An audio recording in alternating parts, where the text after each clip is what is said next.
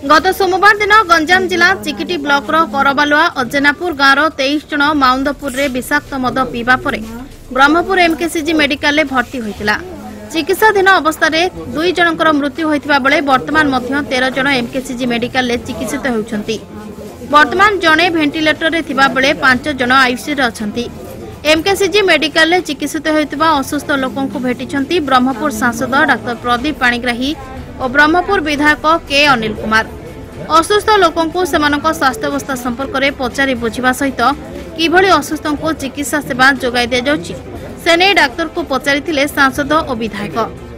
चिकिटी मद मृत्यु घटना नुआ सरकार को पई नुआ चैलेंज। एभली स्थल में गतकाली अबकारी मंत्री घटना को आरडीसी स्तरीय तदंत करबा पई निर्देश दैथिबा बेले 2 मास मध्यरे रिपोर्ट आसिबा परे परवर्ती कार्यानुष्ठान ग्रहण करा जिवो बोली कहिसंती ब्रह्मपुर सांसद। 14 जनकर आए जन चिकिटी अंचल दुई जन मृत्यु आ 7 जन भेंटिलेटर अच्छे 5 जन बेड 5 जन अवस्था इम्प्रूवमेंट 7 जन भर 3-4 जनकर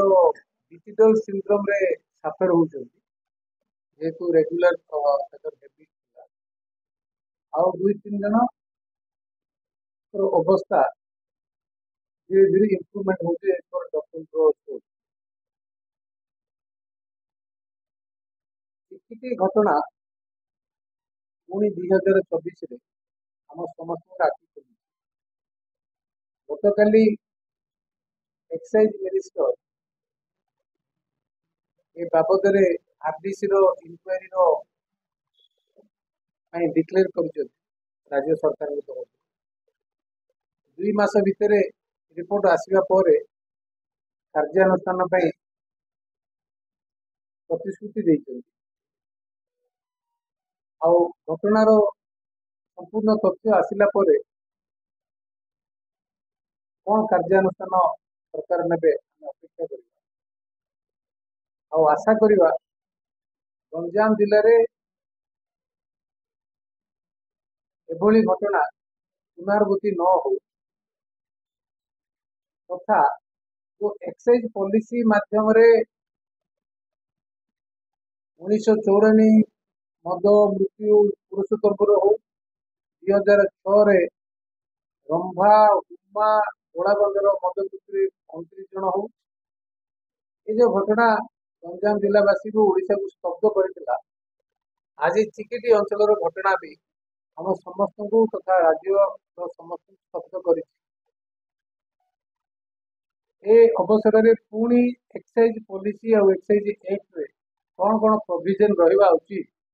जो प्रोविजन द्वारा स्पूरियस लिकर नहीं से भी बहुत आलोचना होता पुणी स्पूरियस लिकर रे खोला मद पैकेट पी एमानकर एभली जो अवस्था है तो गंजाम जिले में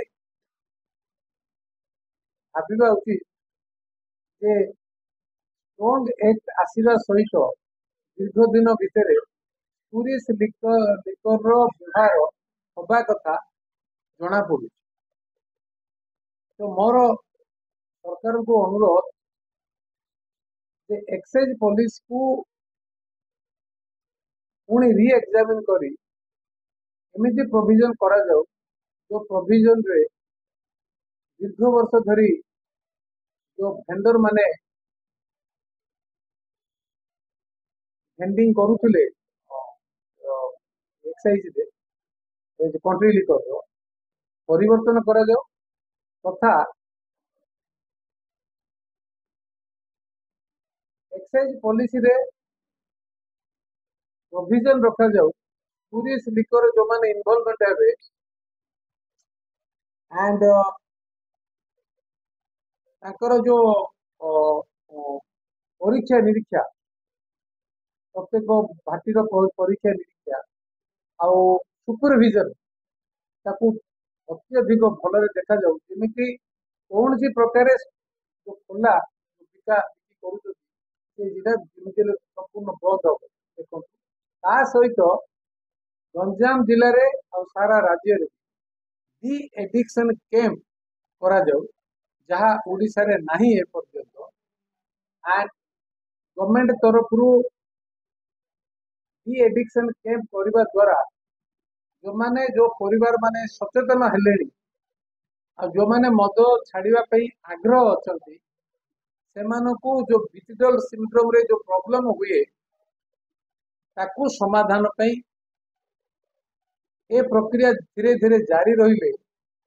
सचेतनता नागरिक धीरे धीरे मद जो अत्यधिक पीवा और न पीवा निष्पत्ति से सुविधा देव और डी एडिक्शन कैंप का भी तैयारी प्रोविजन हो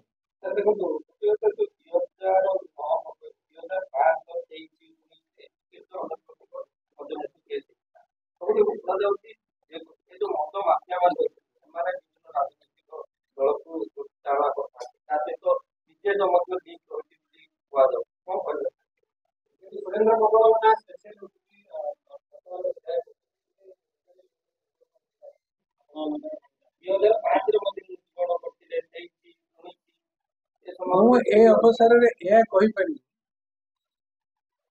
जे मो ऊपर जेतेबेले केस हैला सरकार ओडिशा सरकार तरफ 2019-20 रे तथाकथित विजिलेंस रिपोर्ट रे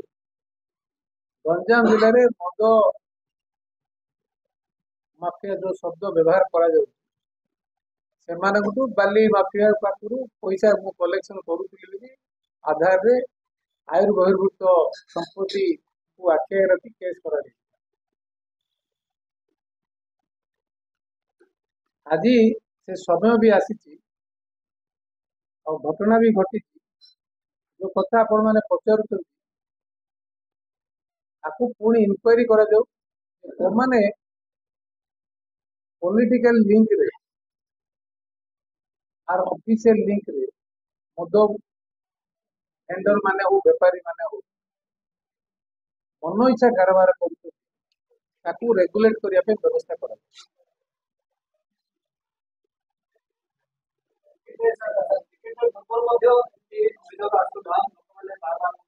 तो मो पाखे तथ्य नहीं भावना रे कहि परिबी नहीं यह कहि परिबी जे जो पॉलिसी अनुଯାयी ऑक्शन ब्रह्मपुर शिवनारायण पंडा रिपोर्ट चेतना मीडिया।